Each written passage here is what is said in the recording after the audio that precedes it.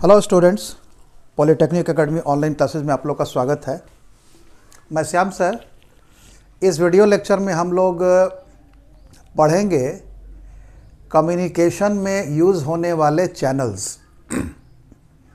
Channel आप लोग जानते हैं कि मीडियम को भी बोला जाता है, जिसका मतलब ये हुआ कि वो माध्यम जिसके थ्रू इन्फॉर्मेशन आपका ट्रांसमीटर से रिसीवर की तरफ जाएगा, ट्रांसमीटर से रिसीवर तक जाएगा, माध्यम। ठीक है। यहाँ पर जो हम लोग को चैनल या जिसको मीडियम भी कहते हैं तो मीडियम हम लोग को यहाँ पर देखना है टेक्निकल कम्युनिकेशन को ध्यान में रख के। ठीक है। तो आप लोग ने अभी तक समझ लिया होगा कि टेक्निकल कम्युनिकेशन में हम लोग नेचुरल फॉर्म में या कहिए कि फिज़िकल फॉर्म में इंफॉर्मेशन को नहीं भेजते हैं, जबकि उसको कन्वर्ट कर देते हैं। बेसिकली किस फॉर्म में होता है? इलेक्ट्रिकल फॉर्म में। ठीक है। तो इलेक्ट्रिकल फॉर्म में हम लोग उसको अब जिस मीडियम के थ्रू भेजेंगे तो वही आपका मीडियम कहलाएगा। जैसे एक कॉपर वायर हो गया।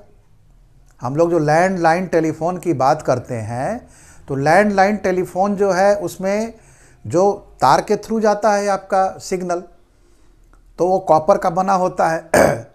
कॉपर वायर हो गया तो कॉपर वायर आपका क्या हो गया? एक तरह का चैनल हो गया, एक तरह का मीडियम हो गया।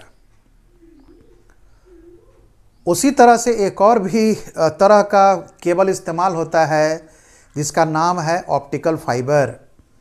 शायद आप लोग नाम सुने ही होंगे। वो भी एक तरह का चैनल है। इसी तरह से कुछ और बेसिक चैनल्स के बारे में जानेंगे यहाँ पर। आइए यहाँ देखते हैं।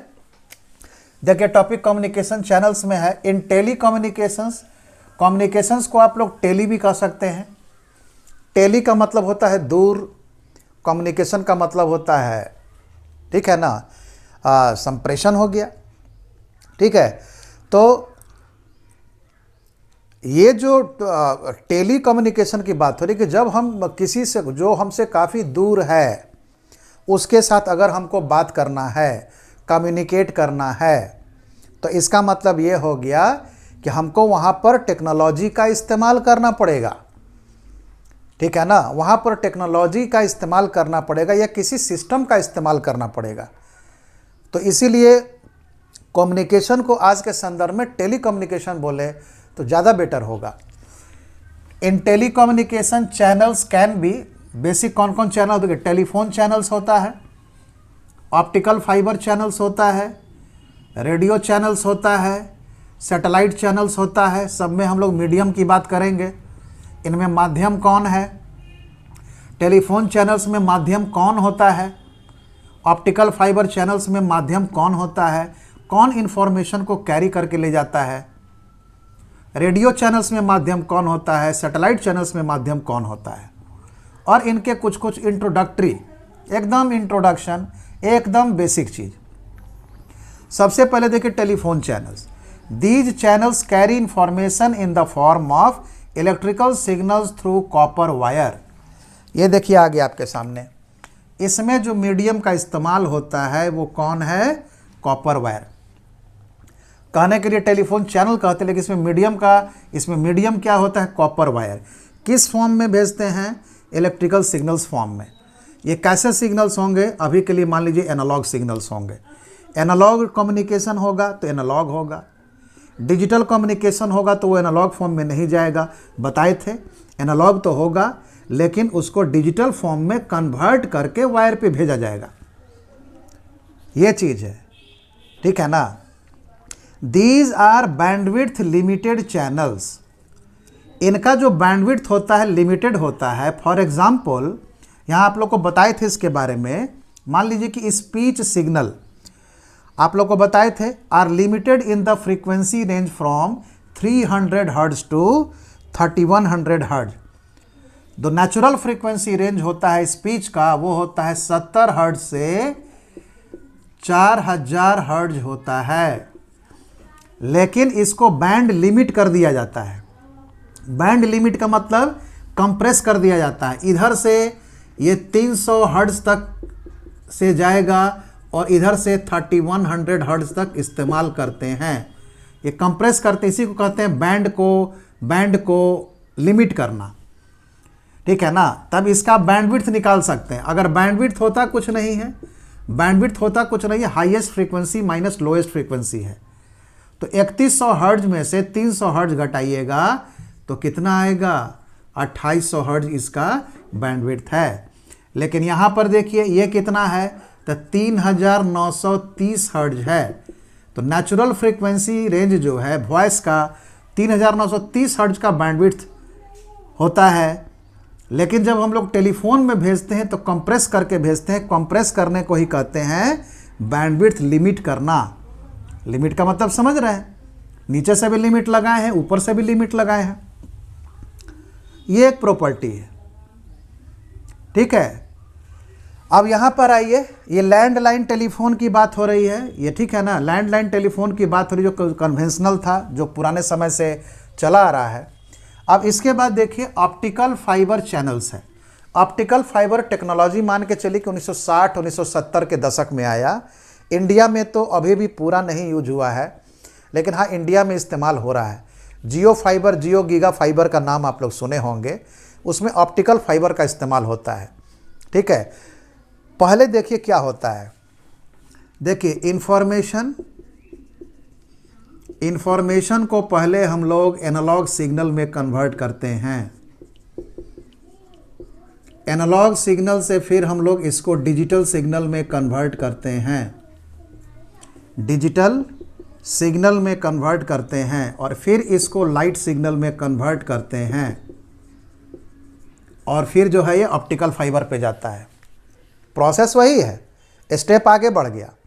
देखिए इंफॉर्मेशन को क्या करते हैं, एनालॉग सिग्नल में कन्वर्ट करेंगे, किसके द्वारा करेंगे, ट्रांसड्यूसर। एनालॉग सिग्नल को डिजिटल फॉर्म में कन्वर्ट करेंगे, उसके लिए analogue signal to digital signal converter आता है। और जब डिजिटल सिग्नल बन जाएगा तो उसको हम लोग लाइट में कन्वर्ट कर देते हैं, क्योंकि ऑप्टिकल फाइबर ऑप्टिक्स, फाइबर माने तो रेशा होता है, ठीक है ना। आपके शर्ट का एक धागा है तो एक फाइबर है, ऑप्टिकल फाइबर भी उसी तरह का होता है, ठीक है। ऑप्टिकल का मतलब हो गया, ऑप्टिक्स हो गया। ऑप्टिक्स माने क्या होता है, लाइट। ये जो है ग्लास के फाइबर्स होते हैं, ग्लास का फाइबर होता है। और आप लोग जानते हैं कि ग्लास में क्या ट्रेवल करेगा, लाइट ट्रेवल करेगा, करंट तो ट्रेवल करेगा नहीं। ग्लास तो इंसुलेटर है, ठीक है। तो ये न्यू टेक्नोलॉजी है। और आप कह सकते हैं कि आपका पुराना गांव वाला जो रोड था सिंगल वाला, और ये सुपर एक्सप्रेसवे है।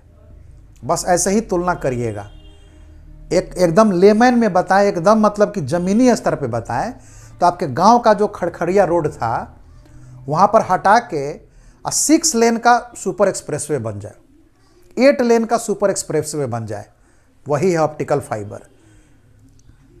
बहुत ही फास्ट कम्युनिकेशन होता है, जैसे एक्सप्रेसवे पे गाड़ी चलती है। कैपेसिटी इसका बहुत ज़्यादा है, 8 लेन का है, एक बार में 8 गाड़ी दौड़ेगी। आपके गांव के रोड में एक बार में 1 गाड़ी भी मुश्किल से चलता है। बस इस तरह से समझिएगा, क्योंकि ऑप्टिकल फाइबर जो टेक्नोलॉजी है बहुत ही ज़्यादा मतलब कि बहुत ही बेहतर सिस्टम है। अब इसमें काम क्या होता है, यहाँ इंफॉर्मेशन आपका किस फॉर्म में रहेगा बताइए, इसका एनर्जी किस फॉर्म में होगा, एकदम सही, फिजिकल फॉर्म में, नेचुरल फॉर्म में। एनालॉग सिग्नल किस फॉर्म में होगा, ठीक है, इलेक्ट्रिकल फॉर्म में। एनालॉग से डिजिटल कन्वर्ट करेंगे तो अभी किस फॉर्म में होगा, फिर इलेक्ट्रिकल फॉर्म में। लेकिन अब डिजिटल सिग्नल इलेक्ट्रिकल फॉर्म से जब इसमें आएगा तो ये भी डिजिटल ही रहेगा, लेकिन अब वो लाइट के फॉर्म में कन्वर्ट हो जाएगा, ठीक है। अब ये डिटेल क्या होता है, अभी बहुत सारा चीज़ आगे पढ़ना है, उसमें आप लोग पढ़िएगा। अभी के लिए एकदम बेसिक, एकदम फंडामेंटल, ज़्यादा दिमाग हम लोग को नहीं लगाना है, जो मेन प्रॉपर्टी उसको पढ़ना है। अब यहाँ पर देखिए optical fibre is made of glass, ठीक है ना, ये ग्लास का बना होता है। एंड कैरीज इंफॉर्मेशन, मीडिया कौन है, इन द फॉर्म ऑफ लाइट। सबसे जरूरी चीज है कि यहां पर जो मीडिया है वो कौन है, खुद ऑप्टिकल फाइबर है। किस चीज का बना होता है, ग्लास का। और उसमें किस फॉर्म में एनर्जी ट्रेवल करता है, इंफॉर्मेशन ट्रेवल करता है, वो कहेंगे फॉर्म ऑफ लाइट। और जब भी ऑप्टिकल फाइबर की बात आएगी तो उसके एडवांटेजेस पर आप जरूर हमेशा जब भी पढ़िए तो ध्यान दीजिए। बहुत सिंपल टॉपिक है लेकिन बहुत ही इफेक्टिव है। देखिए, its main advantages are extremely high capacity. देखिए यहां पर इसके तुलना में कह सकते हैं, एकदम लिख लीजिएगा आप लोग, जब इसको फेयर करिएगा तो लिखिएगा कि दैन टेलीफोन लाइन। अगर हम इसका कह सकते थे कैपेसिटी, इसका अगर कैपेसिटी होता तो हम इसमें एक लगा सकते थे हाई कैपेसिटी, फिर हम लगा सकते थे वेरी हाई कैपेसिटी, लेकिन हमने वेरी हाई को भी काट के क्या कर दिया, एक्सट्रीमली हाई कैपेसिटी। बहुत ही ज़्यादा इसका कैपेसिटी होता है। अब गांव का आपका वाला सिंगल रोड और कहाँ सुपर एक्सप्रेसवे 8 लेन वाला, कोई तुलना है क्या? कोई तुलना भी है उसमें? वही चीज़ यहाँ पर है, एक्सट्रीमली हाई कैपेसिटी है इसका। ठीक है, इसकी कैपेसिटी बहुत ज़्यादा होती है, लो लॉस है, लॉस भी इसमें कम होता है। एक चीज़ याद रखिएगा कि जब भी आप किसी मीडिया पर किसी भी तरह का सिग्नल भेजते हैं, किसी भी तरह का एनर्जी को ट्रांसफ़र करते हैं, तो दूरी के साथ उसमें लॉस होता है। आप बोलते हैं किसी को तो क्या वो 1 किलोमीटर दूर तक सुनाई देगा? नहीं सुनाई देगा ना। क्यों नहीं सुनाई देगा? क्योंकि बीच में लॉस हो जाएगा। जितना दूर होकर आदमी सुनेगा उसको कम सुनाई देगा। तो उसी तरह से जब तार पे सिग्नल भेजिएगा तो आगे उतना मैग्नीट्यूड नहीं रहेगा, जितना करंट यहाँ पर है आगे नहीं रहेगा।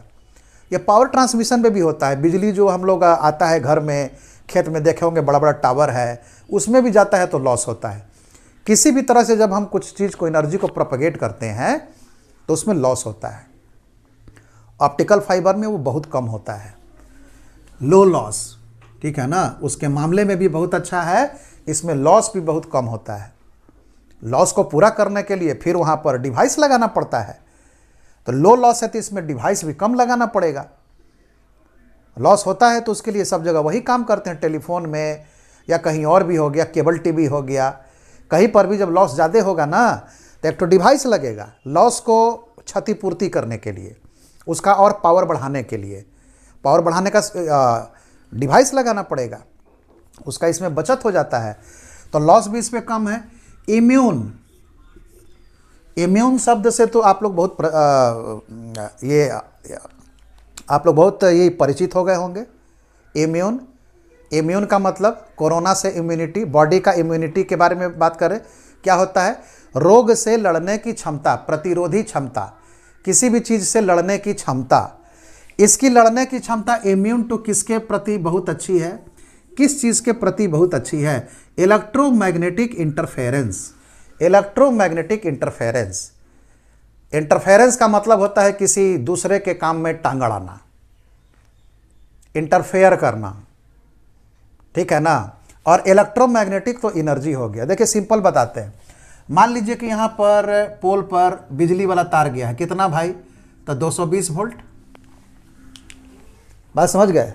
अब यहाँ पर देखिए, इसके नीचे से मान लीजिए टेलीफोन का तार गया है, ये वाला टेलीफोन का तार गया है, तो ये भी है।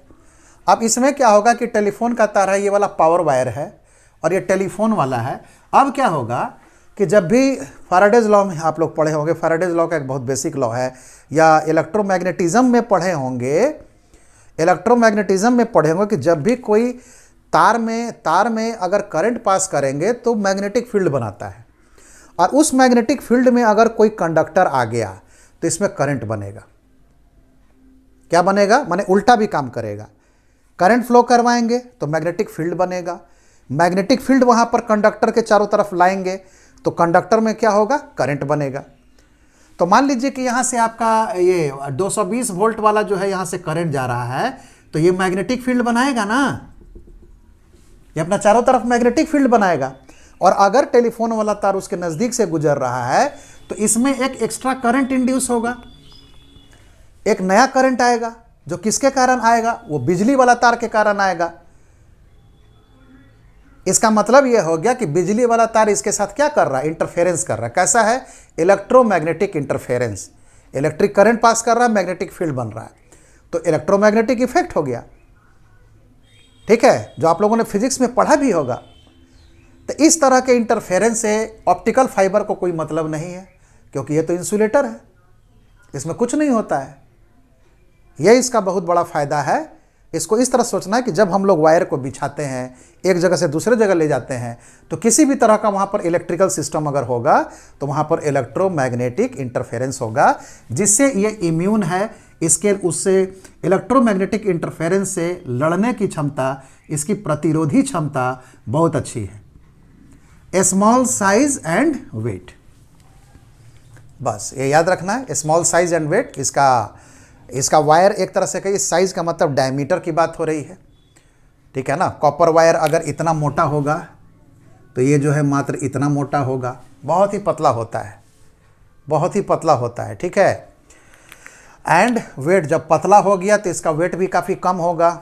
शीशा एक ऐसा चीज़ है जिसका ज़्यादा वेट भी नहीं होता है, ठीक है ना।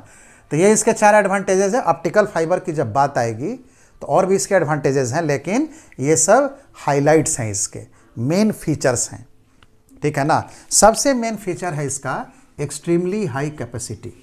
इसी के कारण एक्चुअली इसका खोज भी हुआ।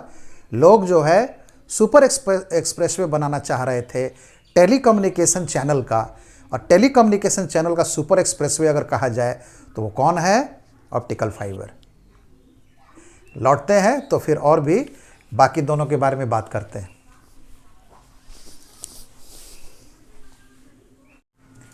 आइए तब हम लोग आगे बढ़ते हैं।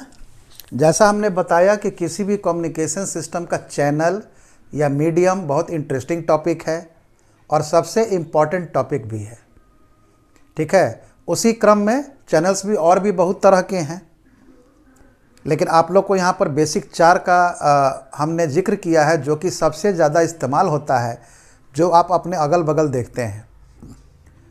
बड़े बड़े शहर में आइएगा तो ऑप्टिकल फाइबर लगा हुआ है। जियो गीगा फाइबर का तो नाम सुने होंगे, वो ऑप्टिकल फाइबर लगाता है। बेस फ़ोन तो सब जगह पे है, पुराना सिस्टम है, अभी भी टेलीफोन एक्सचेंज जो होता है वहाँ से काम करता है। तीसरा इसमें देखिए क्या है, रेडियो चैनल्स है।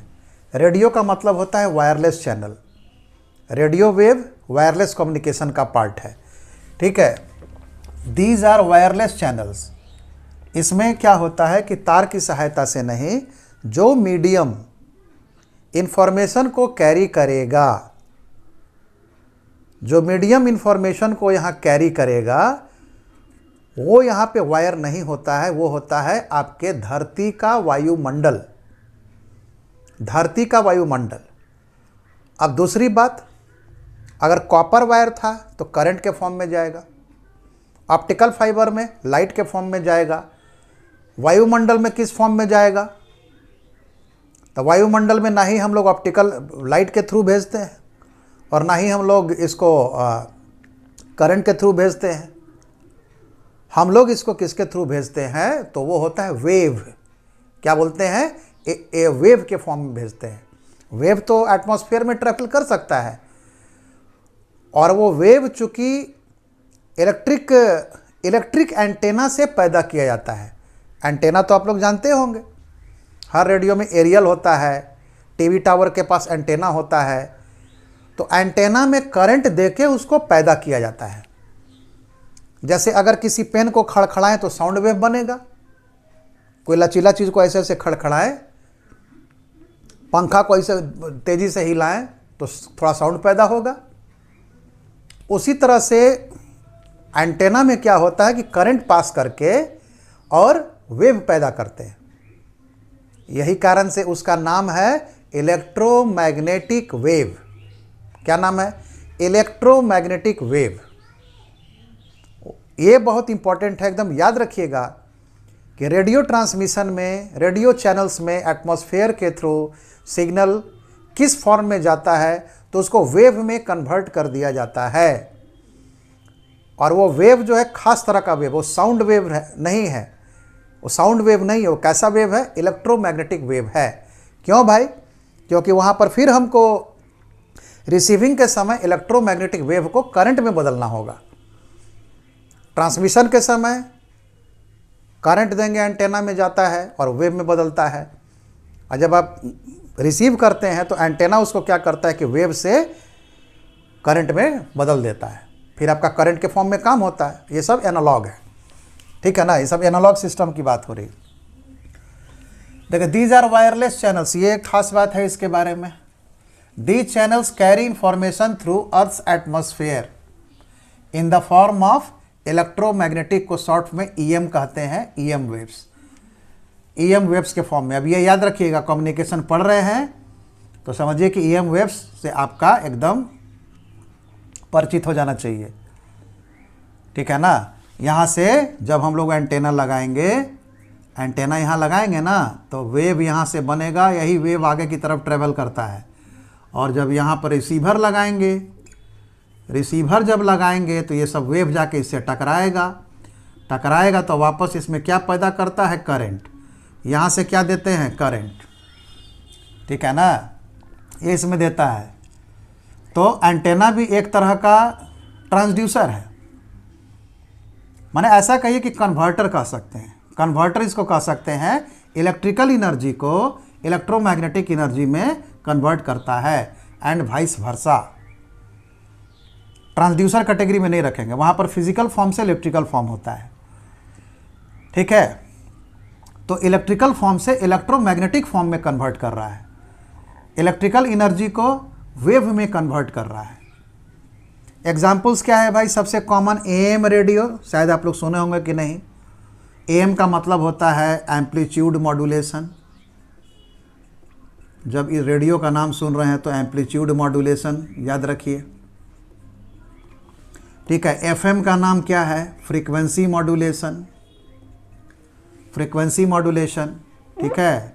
एफएम क्यों कहते हैं, फ्रीक्वेंसी मॉड्यूलेशन। देखिए यही आप काम, एफएम आप लोग सुनते हैं, रेडियो मिर्ची का नाम सुने होंगे आप, एफएम पे सुनते हैं।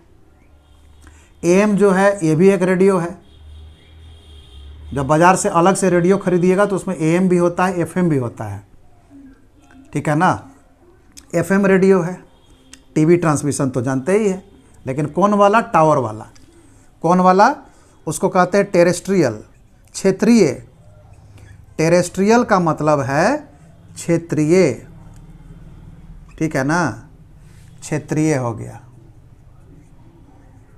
क्षेत्रीय हो गया। इसको लिख लीजिएगा आप लोग हिंदी में। टेरेस्ट्रियल का मतलब कि टेरेस्ट्रियल ट्रांसमिशन की बात हो रही है, ठीक है ना, टेरेस्ट्रियल ट्रांसमिशन की बात हो रही है, माने जो टीवी टावर से होता है। आजकल केबल टीवी भी देखते हैं, केबल टीवी नहीं, केबल टीवी नहीं, डीटीएच भी आप लोग पढ़े होंगे, डीटीएच भी नहीं, ठीक है। टावर ट्रांसमिशन वाला, टावर वाला का बात हो रहा है जो पुराना सिस्टम था, ठीक है। ये आपका रेडियो चैनल्स हो गया। अब यहाँ पर सैटेलाइट चैनल्स की बात कर रहे हैं। सैटेलाइट में क्या होता है कि अर्थ के ऊपर सैटेलाइट छोड़ा जाता है, कम्युनिकेशन वाला, वहाँ से हम लोग कम्युनिकेट करते हैं। तो यहाँ पर देखिए क्या होगा, ये आपका अर्थ है, मान लीजिए, ये मान लीजिए कि आपका अर्थ है, तो यहाँ पर सैटेलाइट छोड़ा हुआ होगा, ये सैटेलाइट है, देख रहे हैं, यहाँ पर एक सैटेलाइट होगा, देखिए सैटेलाइट होगा। अब यहाँ से यहाँ तक मान लीजिए इंडिया है, यहाँ पर इतना छोटा अर्थ है तो बहुत छोटा जगह पे होगा। यहाँ से सिग्नल ऐसे जाता है और फिर यहाँ से सिग्नल ऐसे आता है, ठीक है ना। देखिए ये अर्थ है और ये सैटेलाइट है, अर्थ से जाएगा सैटेलाइट पे और सैटेलाइट से जाएगा, आएगा अर्थ पे। यहाँ बहुत छोटा फिगर है, ठीक है, ये इस सैटेलाइट में होता है। ये भी क्या है, ये भी जो है वायरलेस कम्युनिकेशन है। कैसा है, वायरलेस है।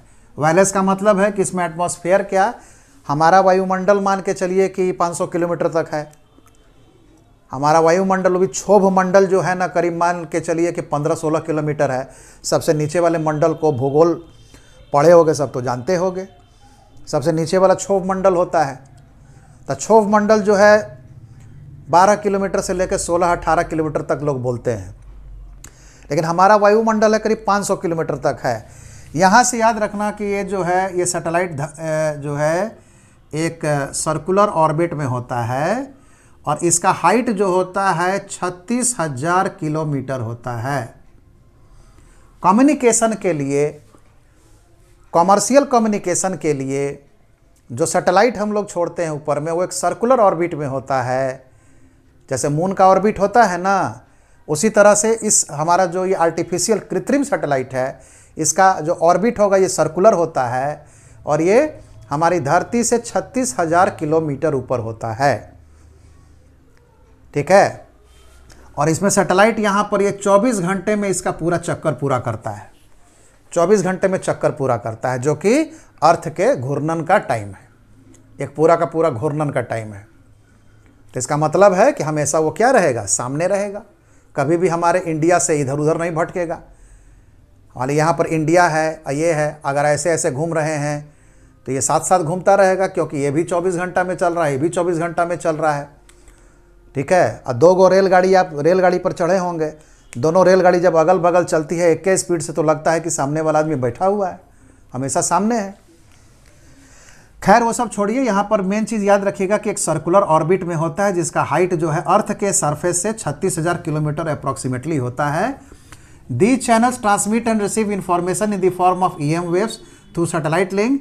The satellites are, इसमें सैटेलाइट लिंक कहिएगा, ठीक है ना, इसमें मीडियम का जो बात होगा तो सैटेलाइट लिंक कहिएगा, इसमें कोई मीडियम को नहीं बोला जाता है। ठीक है ना, यहाँ तक मान लीजिए कि हमारा एटमॉस्फेयर है 500 किलोमीटर तक, ठीक है ना, 500 किलोमीटर एटमॉस्फेयर है, लेकिन एटमॉस्फेयर को चीर के बाहर में जाते हैं तो इसको बोलते हैं स्पेस। क्या बोलते हैं, यहाँ पर बोलते हैं फ्री स्पेस। क्या बोलते हैं, फ्री स्पेस कहते हैं, जहाँ पर कुछ भी नहीं है, निर्वात है, वैक्यूम है वहाँ पर। ठीक है, तो इसीलिए यहाँ पर कहे कि ये सबको चीरते हुए बाहर जाएगा, सैटेलाइट में जाएगा, सैटेलाइट में डिवाइस लगा रहता है, वो फिर उसको अर्थ की तरफ छोड़ेगा। इसका उदाहरण क्या है, अगर उदाहरण दे तो क्या कहिएगा, DTH टीवी इसका बहुत बढ़िया उदाहरण है। DTH टीवी, यहाँ तक कि केबल टीवी भी जो है वायर और इसका लेके करता है, केबल टीवी वाला भी सैटेलाइट से ही लेता है, और फिर मोहल्ला में जो है ना केबल से उसको दे दिया जाता है। लेकिन DTH जो है सबसे बढ़िया उदाहरण है। DTH का फुल फॉर्म है direct to home television. Direct to home television, आप यहाँ पर एंटेना लगाए रहते हैं, ठीक है ना। यहाँ मान लीजिए बगल में बम्बई है, बम्बई से मान लीजिए ट्रांसमिशन हो रहा है, इंडिया का मैच हो रहा है, तो बम्बई से यहाँ चढ़ेगा सैटेलाइट में और यहाँ आपके DTH में आके गिरेगा, DTH एंटेना में आके गिरेगा और वहाँ पर जाके रिसीव करके आपका टेलीविज़न चलता है। ये आपके अगल बगल जो सिस्टम इस्तेमाल हो रहा है हम उसका उदाहरण ले रहे हैं, ताकि आपको इंटरेस्ट आएगा, समझ में आएगा, ठीक है ना। ऐसे सैटेलाइट से होता है। DTH टीवी एक बहुत ही बढ़िया उदाहरण है किसका, सैटेलाइट चैनल का। These channels transmit and receive information in the form of EM waves through satellite links. The satellites are placed in a circular orbit. ये सैटेलाइट्स का जो ऑर्बिट होता है, जैसे चंद्रमा का ऑर्बिट है, उसी तरह से इसका सर्कुलर ऑर्बिट होगा, जो कि करीब 36,000 किलोमीटर है। और एक चीज़ अपने से जोड़ लीजिएगा कि इस ऑर्बिट में ये एक चक्कर जो लगाता है वो करीब कितने में लगाएगा, 24 घंटे में ही लगाएगा। और इसके लिए अर्थ से कंट्रोल भी होता है कि कभी कभी मान लीजिए उसका अगर टाइमिंग अगर वैरी कर गया, तो इंडिया में हम लोग का है अपना अर्थ सैटेलाइट सेंटर, वहाँ से उसको कंट्रोल किया जाता है, ठीक है। तो यही आपका 4 तरह का बेसिक चैनल्स था, ठीक है ना। उम्मीद करते हैं इंटरेस्ट आप लोग का जग रहा होगा, क्योंकि हमने एग्जाम्पल्स उसी तरह के सिस्टम का लिया है जहाँ पर इस्तेमाल होता है। टेलीफोन लाइन में कहाँ, लैंडलाइन, ऑप्टिकल फाइबर कहाँ, जियो, गीगा फाइबर, एयरटेल का भी फाइबर है, सबका आ चुका है, ठीक है। तीसरा क्या बताए थे, रेडियो वाला, तो रेडियो में तो बहुत हो गया, AM हो गया, FM हो गया, TV हो गया, और इसमें कौन हो गया, DTH टीवी हो गया, ठीक है ना। मिलते हैं अगले वीडियो लेक्चर में, तब तक के लिए have a nice day. Thank you for watching class and keep smiling.